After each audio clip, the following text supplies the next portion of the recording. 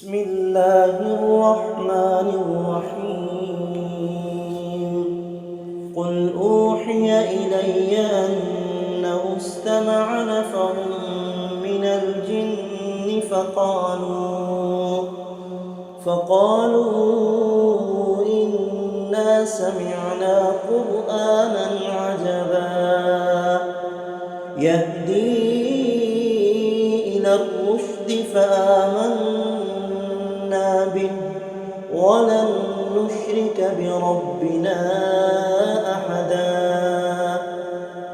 وأنه تعالى جد ربنا ما اتخذ صاحبة ولا ولدا وأنه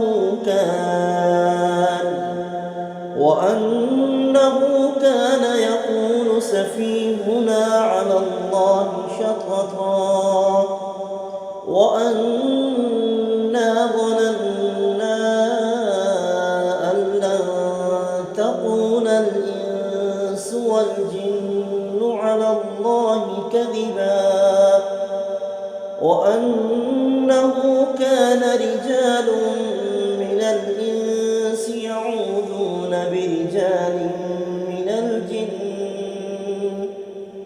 يعوذون برجال من الجن فزادوهم رهقا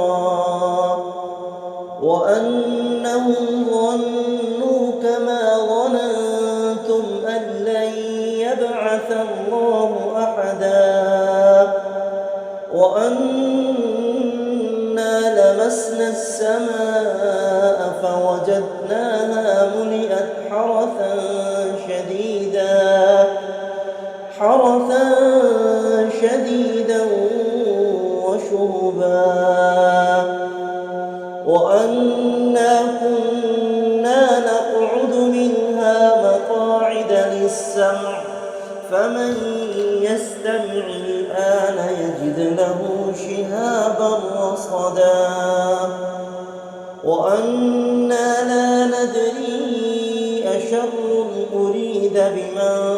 في الأرض أم أراد بهم ربهم رشدا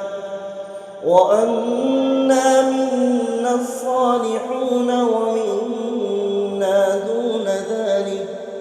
كنا طرائق قددا وأنا ظننا أن لن نعجز الله في الأرض ولن نعجزه هربا وأنا لما سمعنا الهدى آمنا به فمن يؤمن